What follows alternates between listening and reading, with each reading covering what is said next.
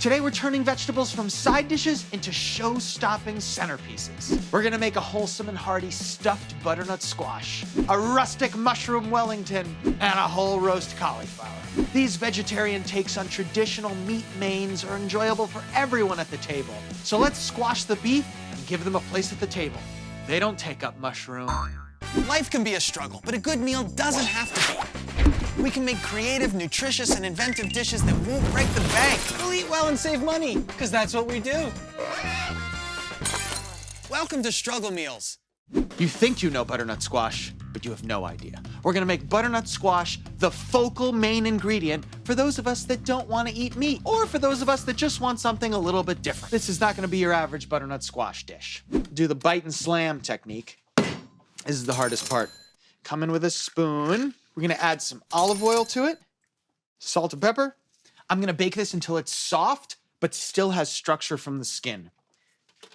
While that bakes, I'm gonna work on my filling with wild rice, with all kinds of herbs and different vegetables. Got a stalk of celery here. Split it in half the long way. And now we'll just choo-choo train. Roughly chop our garlic. Onion! Take the top off. Split it in half through the pole. Little pieces like that. The stock bucket is the perfect place for us to put organic matter that we can turn into broths for future flavor enhancement. Butter goes in the pan. Let's load our vegetables in there. Get some onion, celery and garlic, a little salt and pepper. All right, we're gonna use a wild rice blend. It makes the whole thing more affordable and it gives you a really nice chew. Water going in. We're gonna add even more flavor in the form of fresh herbs. I like to grow my own because I pay for them once and they continue to give me dividends in the form of free flavor. We got some thyme, some sage, fennel. We've got some fennel seeds right here. I'm gonna show you how you can extract the maximum flavor out of them. Starts with a clean kitchen towel. And now the Fennel Destroyer 4000, AKA a hammer. Look at that! This is a great way to break things up without a mortar and pestle. Fennel seeds are going in. Contain the thyme into the sage leaf. All right, this is going in. We're also gonna hit this with a little bit of onion powder. We're up to a boil. Now I'm gonna turn it down to low, cover it, and cook it for about 45 minutes. We're gonna add a few more things to our rice once it's done, so let's prepare those now. We've got some almonds, some dried cranberries. We'll chop these up. Start with the cranberries because they're easier. It smells like Thanksgiving. Let's put this filling together. Almonds going in, cranberries going in, some breadcrumbs going in. We're gonna add some fresh parsley going in. We really want all these ingredients to bind together, so there's two ways to do that, and we're gonna use both of them. The first is by going to the package drawer and getting some Dijon mustard. It gives us a nice, bright zing. The egg is the ultimate binder. So we'll mix this all together now, just roughly. Let's add our rice. Smells really good. So that's it, just bring it together, don't overwork it. We don't want it to be gummy. These look great, I let them cool slightly, and now it's time to make some space for our stuffing. Very, very carefully, I'm just gonna scoop out a little bit of the inside so we have some space, but I've gotta leave some flesh in there so it doesn't fall apart. You can take what we've just peeled out, put it right into our stuffing. So just bring it together like that. And now we stuff with the filling, and we're just filling it up. We could have taken all these flavors and just chopped them up into cubes. It would have been exactly the same flavor-wise, but it would have looked like a side. We're gonna make this look like a main. We're gonna take our two halves and bring them together, like that. I mean, look at this. When have you ever seen a vegetable that looks like it came from a butcher? This is going back into the oven at 375 for 20 to 25 minutes.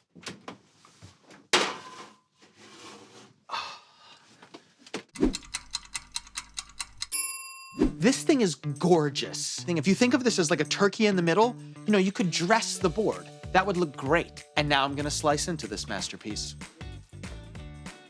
This is like the turkey leg over here. Look at that. This looks awesome. It smells even better, and I can't wait to dig in. Doo-doo-doo. This show-stopping vegetarian centerpiece is only $2.18 a serving. I guess we'll just dig in. Take a nice piece right here. It really tastes like Thanksgiving. We've got those deep, rich, dark herbs, talking about sage and thyme, and it tastes sweet while being savory at the exact same time. So whether it's Thanksgiving or not, this is a great way to bring the autumn flavors in a vegetarian way, and I hope you try it.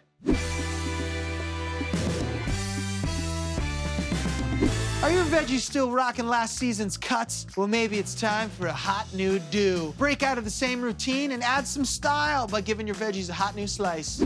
The slab. Slice broccoli, cauliflower, or squash into big, meaty slabs. Char, grill, or roast them with simple seasonings. The wedge. Cabbage, sweet potatoes, onions, and yams are all fun to serve as a wedge. The bias. Instead of rounds, mix things up and add some elegance by cutting on the bias for long, dramatic slices of zucchini, eggplant, and carrots. When you're making the move from side dish to centerpiece, you've got to look your best. And luckily, there's a lot of great styles to choose from. Are you ready to do this? Well, let us turn up the beat.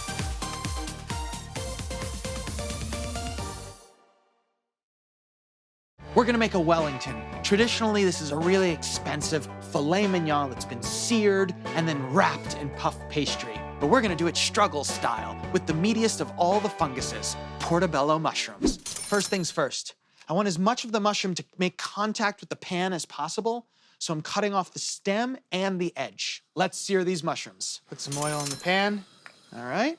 And we can just come in like this. The beef Wellington has a layer of cooked down mushroom called duxelles. We should also make some duxelles. So I'm just holding the tip of my knife and kind of rocking it back and forth. The key to this is you want really, really finely chopped mushrooms. Let's flip these over. Beautiful. This is the result of the fruits of our labor. And now that it's partially hydrated, we can salt and pepper it. Pepe nero. We gotta get some onion and garlic to cook down, okay? The easiest and most efficient way to mince garlic is by grating it. Beautiful. We're gonna finally chop up this onion.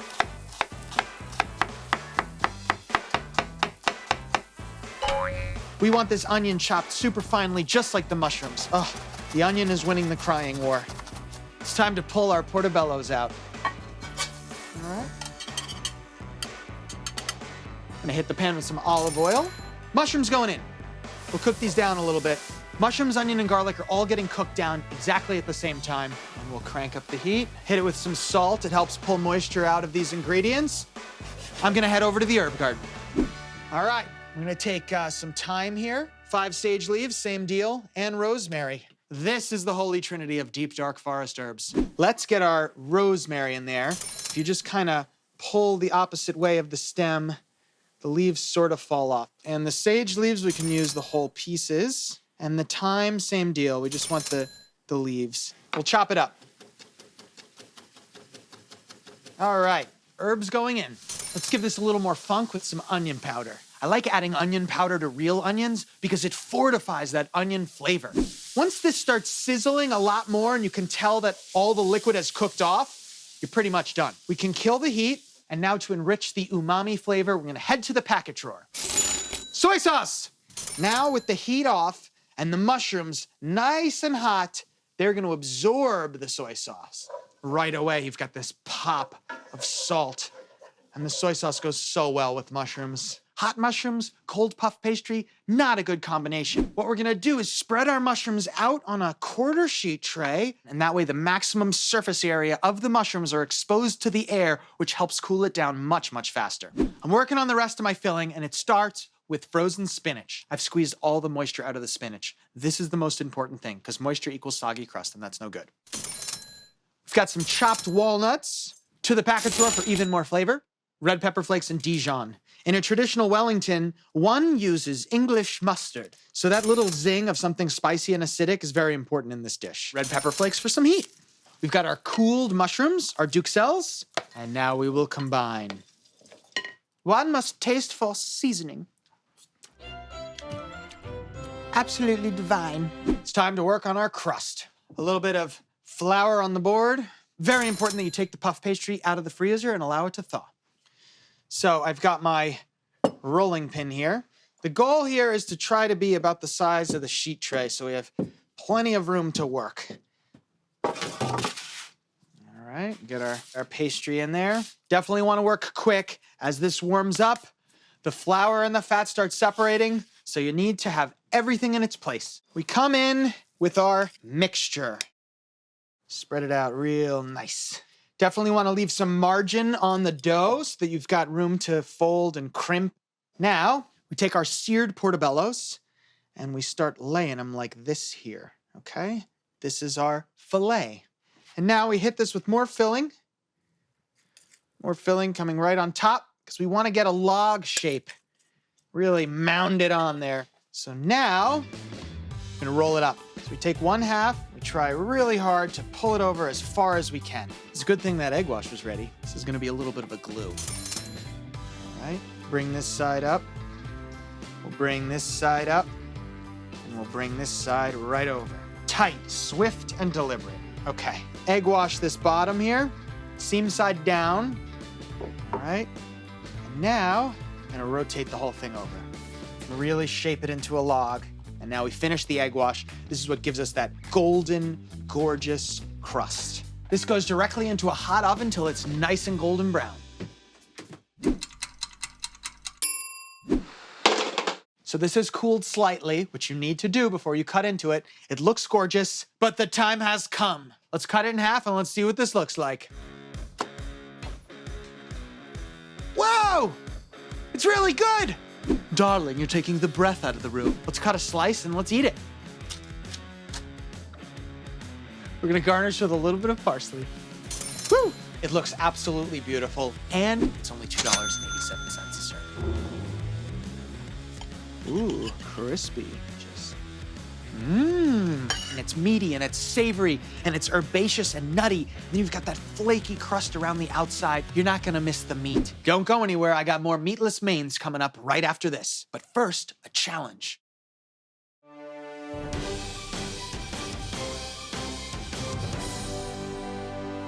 It's time for a struggle challenge. So let's see what you've got for me today. Frankie, can you teach us about lentils? What are some interesting things to make with them? I'd like to use them in more than just a soup. Let's see what you've got in your fridge.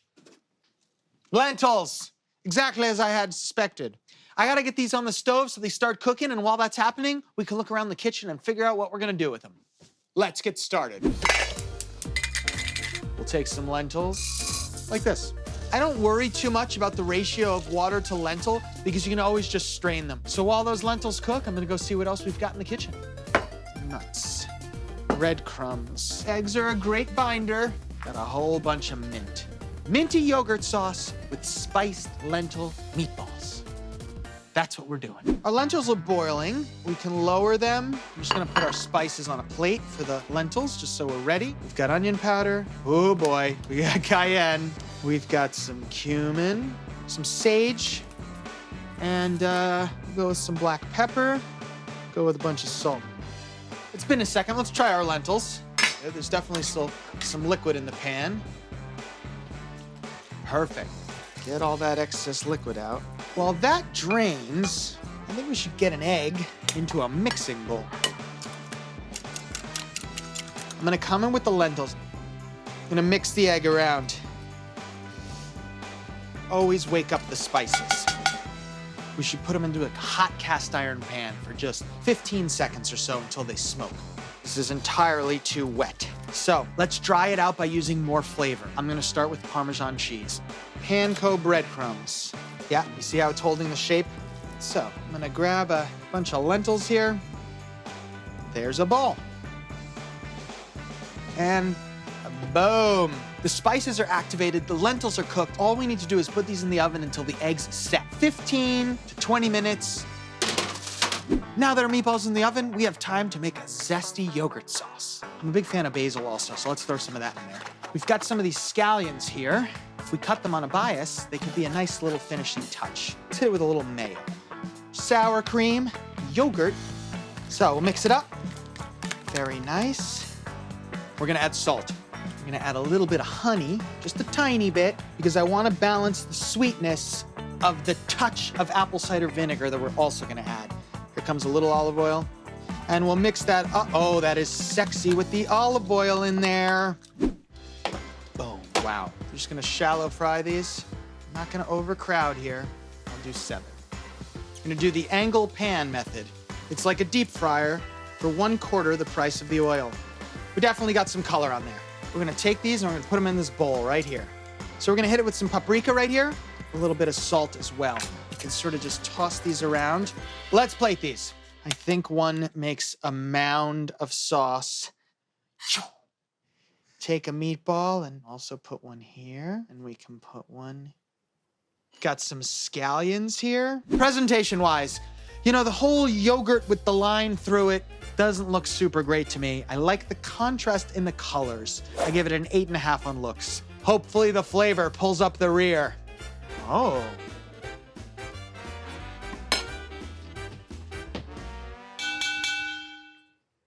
It's a 10.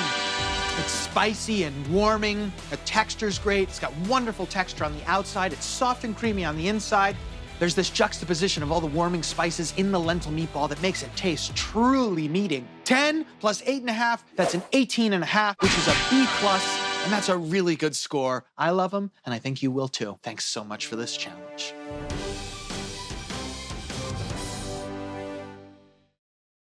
We're gonna make a roast that's delicious with a whole bunch of caramelized vegetables, gravy that's poured over top, and a centerpiece to die for. That centerpiece, of course, will be made of a head of cauliflower. Let me show you how to make this. It's so good. We flip our cauliflower over on its head. We come in with a paring knife. We're just gonna remove the stem as if we're butchering it. We remove just the perfect amount of the stem to get the woodiness out, but the cauliflower is holding its shape. Perfect. Let's make a buttery rub to put all over this to make it sing like I know it can. I'm gonna head over to the herb garden. All right, we've got thyme, we've got sage, and rosemary. Boop. Let's chop up some sage.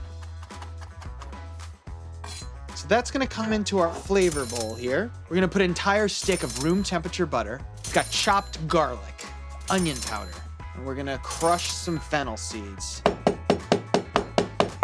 Fennel seeds going in. We're gonna hit this with a bunch of salt. We're gonna add Parmesan cheese. We can mix this up. With the back of a spoon. I'm gonna give that a pinch of salt. I'm gonna prep some vegetables for our roasting pan. I'm gonna quarter my onion. Carrots, celery. We're gonna smash some garlic. Coming in with our rosemary and thyme. Gonna hit it with olive oil, salt and pepper. Cauliflower. Buttery mixture. Cauliflower really is a blank canvas for your flavor desires. I feel like I'm putting SPF 50 on ghost broccoli. Get it all over there, everywhere, everywhere. Glorious. Into our roasting pan. Nice. I've covered this in foil so it can steam for the first 30 minutes. All right, I'm gonna remove the foil. And now it can cook another hour and get brown.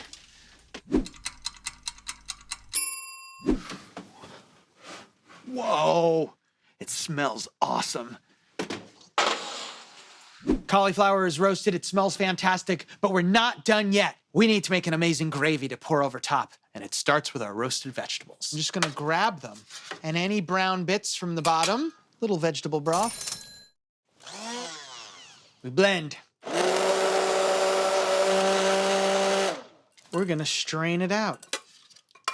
So I'm just working the backside of a big spoon into this mesh strainer. This is what's gonna give us a super smooth gravy. So now we're gonna make a roux so that we can turn this into a gravy. We're gonna come in with equal parts flour and butter. Melting the butter, and we'll add a little bit of flour and whisk it in.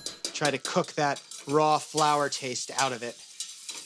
Just adding a bit at a time so we don't get any clumps. And once it looks pretty smooth, we're gonna add in our pureed vegetables. Maybe this is still way too thick, so we're gonna add more vegetable broth. You wanna go a little bit at a time so it doesn't seize up. Let's have a look here. Ooh, that is good. The moment has come. Cauliflower. Still holding together beautifully. You can cut it into steaks if you'd like, but if you want 4 pieces the same size, you should cut wedges. What's left of the core will hold these wedges together. Look at that. Beautiful. Let's plate it up. Let's get some gravy on here. I'm gonna hit it with a little parsley from the herb garden. This comes in at $1.96 a serving, and I just smell butter, herbs, and vegetables. I can't wait to eat it. Let's dig in. I'm gonna take a nice piece right here. We've got a buttery, herby, parmesan-y crust all over the outside of this. I mean, it is just bringing everything that my pleasure center wants in the form of taste bud exploitation. I love that the gravy allows me to dip any part of the cauliflower into it, making every bite amazing. Once again, we've transformed a vegetable that's normally served as a side dish into a main. It's all about the presentation, and this one knocks my socks off.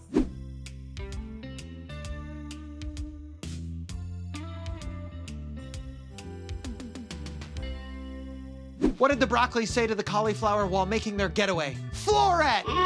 We've done it! We've turned meat recipes into veggie recipes that were alive with flavor. Whether you're a vegivore, an omnivore, or a carnivore, you just can't deny that these were show-stopping centerpieces, with flavors bold enough to hold the spotlight.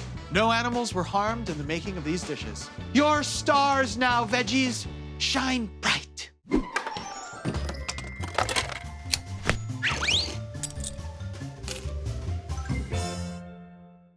Welcome to Frankie's Corner, where I answer your questions. How do you make cauliflower and Brussels sprouts not taste like bottled farts? Food is so fun, isn't it? Boiling them does make it smell a little bit farty. I'm a big fan of really high heat ovens, fat on the Brussels sprouts or the cauliflower. Cook it. Everything for 20 minutes at 400 degrees.